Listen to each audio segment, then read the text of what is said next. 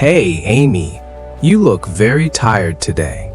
Is everything okay with your design work? No, Jayz, it is not. I am looking at my computer screen and writing an email to Mr. Harrison. You remember our bad call yesterday? I want to fix the trouble now, but my words look so hard and cold. The email after a fight. That is always a hard thing to write. Read it to me. Let me hear your words. Okay. I wanted to sound like a serious professional person, so I wrote this. Dear Mr. Harrison, we must talk about the project line. We demand a clear map of days. If you do not cooperate, we will terminate the agreement. Oh, wow. That is very sharp, Amy. See? I knew it. But my rules of grammar are right, and my words are professional words from the book. Why does it sound so bad? Why does English sound so much harsher than my thoughts? It is a big trap, Amy. When we want to sound serious, we take big, cold words like demand, cooperate, and terminate. But to a person from America or Britain, those words are like ice.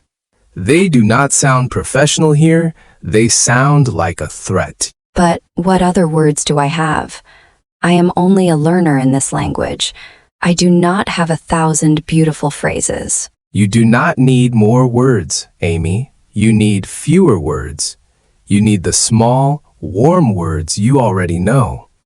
Let us look at your email, and we can make it soft with basic words. How can simple words make it better? Let me make this clear to you. English has two histories inside it. One history comes from old times in the North. These are small words for everyday things like food, family, and basic acts.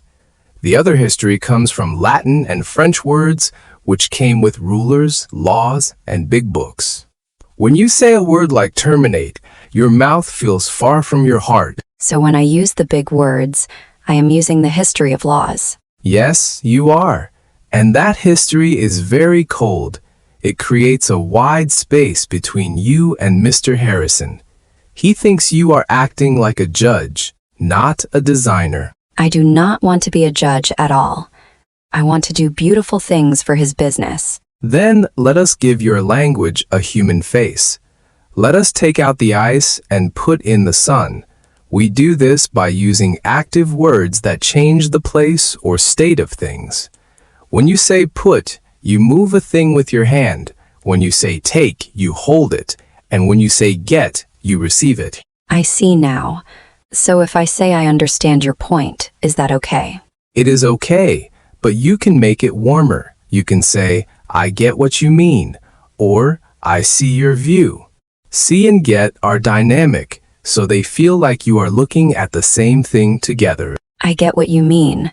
That does feel closer. Now look at your first line. We must talk about the project line. It feels like a school headmaster speaking to a bad boy. What do you truly want to do with him? I want to look at the plan together. I want to find where the work starts and stops. Yes, a real physical action. So use a very simple word. Use the word get. Say this: we need to get clear on where this work starts and stops. Or you can say, let us get on the same page. Let us get on the same page. That feels very different. It feels like we are standing together, looking at one book. It does not feel like a fight in court. Because get is a word of movement, and it has heat in it.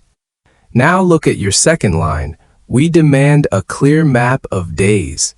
Demand is a very heavy word. Amy, it sounds like a man with a gun in a bank. But I truly need the dates. How do I say that simply without looking weak? Think about the physical action again. You want to make something together with him, so use the words make and put. Do not say we demand. Say, can we make a plan together? Or say, let us put some dates on paper. Let us put some dates on paper. Wait, put. That is a word for a small child. Yes, it is. But that is the secret of this language. The most powerful English does not live in big dictionaries. It lives in these small everyday words of action, like put, get, make, take, give, and go. When we want to fix a trouble, We do not say cooperate. We say work together. Let us think about another word from my bad call yesterday. I told him, your request is not reasonable. The word request felt safe when I wrote it, but he looked very shocked when he heard it. Yes, request sounds like an official demand from a government worker. It does not sound like a conversation between partners. What did he want you to do? He wanted me to make the logo much bigger, and he wanted it done by tomorrow morning. So his ask was very big. Instead of saying your request is not reasonable, look at the basic facts. You can say, what you ask for takes more time, or we cannot do that in one night. What you ask for takes more time. That sounds like a natural fact, like the weather. It is not an attack on his character. Exactly. When you use big words, you are often talking about values and judgments. When you use basic words, you are talking about time, space, and physical acts. People do not fight with facts like time and space, but they fight with judgments very quickly. This is a wonderful rule. Talk about the act, not the value. Use verbs of movement, not nouns of judgment. Yes, a great mind found this out a long time ago. He saw that when we use basic action words, we cannot hide our true meaning, and we cannot make the other person feel small. Why did no teacher tell me this before? Because most books want you to look smart by using rare words. They do not teach you how to be clear and kind by using common words. But common words are the ones that hold the society together. Oh, let me guess the next one. We do not say terminate the agreement. If we want to end the work, can we say, bring this work to an end? Beautiful, Amy. It may be best to bring this work to an end. See how much softer that feels. It says the truth, but it does not throw a stone through his window. This is very strange to me. In my mind, I thought simple words make me look like a child, and big words make me look respectful. But you say it is not so. It is the opposite. Big, abstract words are like a wall of glass between two people. It keeps everything cold, but when you use take, put, give, and get, you speak about things humans do with their hands and bodies. Contact feels cold, but reach out feels like a hand coming to help. Compromise feels like a legal paper, but meet halfway feels like two people walking toward each other in the street. Meet halfway. I like that very much. Jayz, now I see why my English sounded harsh. I was using words with no body heat. They were frozen words. And when a person gets a frozen email during a fight, they go cold too. Mr. Harrison probably read your words and thought you were angry, but you were only trying to be professional. Yes, I am not angry. I am only worried about the design. Okay, let me try to write the whole email again using your small words of action. Tell me if this is good, dear Mr. Harrison. Let us get on the same page about the work. Can we put some clear dates on paper this week? I want to make it work for both of us. If we cannot, it may be better to bring this work to an end for now. That is perfect, Amy. It is very clear. It shows your line, but it sounds like a real human being. And look at your words: get, put, make, bring. It is wild. I know all these words and I knew them when I was 10 years old, but I did not allow myself to use them for serious things. You must allow it now. Real control of English at this stage is not about learning word number 5,000. It is about finding the 50 ways to use word number 50. I will send this new email now. My heart is going a bit fast, but this feels right. It feels like my true voice. It is your voice. Amy, tell me what he says when he sends a reply. I will. You know, Amy, there is another part to this trap. When learners feel unsure about their English, they use big words as a shield. They think if I use a word like evaluate, people will think I am clever. But in a real office, a native speaker just says, look at. That is so true. Yesterday I wanted to say, we need to evaluate the design choices. It felt so safe to use evaluate. What should I say instead under this rule? Just say, we need to look at the designs, or let us take a look at the choices. Look and take look are basic actions, right? They invite the client to use their eyes with you. Evaluate sounds like you are a professor giving them a mark on a test. Wow. Take a look feels like an invitation. Evaluate feels like a judgment. I see how the big word creates a cold feeling now. Exactly. And think about how Mr. Harrison feels when he reads an email full of shields. He feels like he is talking to a computer, not a human artist. He wants to know Amy, the designer, not Amy, the law book. I get it now. What about the word modify? I use that all the time in my work with clients. I always say we can modify the styles next week. Modify is another dead word here. Why not use the word change? Or even better, use make and a direction. Make the styles lighter or make the plan fit. It gives a clear picture to the mind. Make them lighter. Yes, I see the picture immediately. Modify has no picture at all.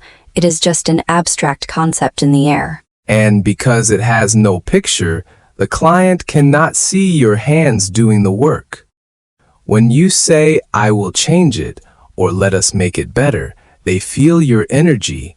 They feel like you are doing an act for them. This changes how I think about every sentence. Let us think about meetings. In meetings, I often say, we need to coordinate our efforts. It sounds very important to me. Coordinate is a classic corporate word. It has no blood in it. If you want to say that, simply say, we need to work together, or let us get our plans straight. Get our plans straight. I love that expression.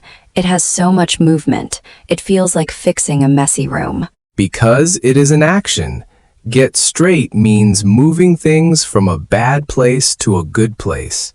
It has space and direction inside it. Coordinate is just a cold concept from a business book. Let us try another one from my notes. I wrote to a client last month, we must ensure compliance with the rules. Oh dear, that sounds very cold now, does it not? Oof, yes, that sounds like a police worker speaking. Ensure compliance with the rules is very heavy. How do you bring that down to earth using simple actions? What do you want them to do with the rules? I want them to keep the rules, or make sure we follow them. Yes, keep the rules or follow them is perfect. Or simply, let us make sure we go by the book. Or, we must keep to the plan. Keep to the plan. That is so short. Every word has only one beat, but it says everything I need to say. And it keeps the relationship safe. When you say ensure compliance, you look like you are standing over them with a stick. When you say keep to the plan, you are standing with them, looking at the road ahead. Standing with them on the road. That is the magic of these words. They build a bridge. They do not build a wall. They do. And think about how much energy you save when you stop looking for the 5,000th word. You can just use the 50 words you know best and put them together in new ways. Yes, I spent 20 minutes yesterday looking for the word terminate in my digital dictionary. I was so proud when I found it. Now I feel so silly. Do not feel silly at all, Amy. Every learner goes through this stage. You have to learn the big words to understand the books, but then you have to learn how to let them go to speak to humans. Let them go. That is a beautiful way to say it. I am letting the heavy words go today. Good. Let them fly away. You do not need them in your design studio, and you certainly do not need them when you talk to your friends or your clients. What about when a client is late with a payment? That is a very hard situation. I usually say, we request immediate remuneration for the services rendered. Oh, wow. Remuneration and services rendered. You sound like a bank lawyer from the year 1800. That will make the client feel very guilty and defensive. But I want my money, Jayz. How do I ask for it without sounding like an angry collector, but still being firm? Think about the act. They have to give you the money for the work you did. So say, can you send the payment for the design work? Or, Let us get the account sorted out this week. Get the account sorted out. Sorted out means fixing a trouble, right? Yes, get sorted means putting things in their right place. It is firm, it is clear, but it is friendly. It shows you want to solve the problem together, not take them to court. Get it sorted out. I will use that next time Mr. Harrison forgets the invoice. It sounds like a regular human talk. It is. And when people feel like they are having a regular human talk, they pay faster because they value the connection with you. That makes total sense. If I send a cold email with words like remuneration, they will put it under a pile of papers and ignore it because it makes them feel bad. Exactly. People run away from cold things, but they come toward warm things. Your language can be a fire that warms the room or ice that freezes the doors. I want my language to be a fire. I want to keep my clients warm and close to me. Then, keep your verbs simple and full of life. Use, get, put, make, take, and give like your everyday tools. They are just like your design brushes. You use them to paint a clear picture. I will. I will treat my words like my design tools from now on. No more heavy walls of text. That is the way to do it. You will see your relationships change completely when you change your verbs. I can already feel the difference in my mind.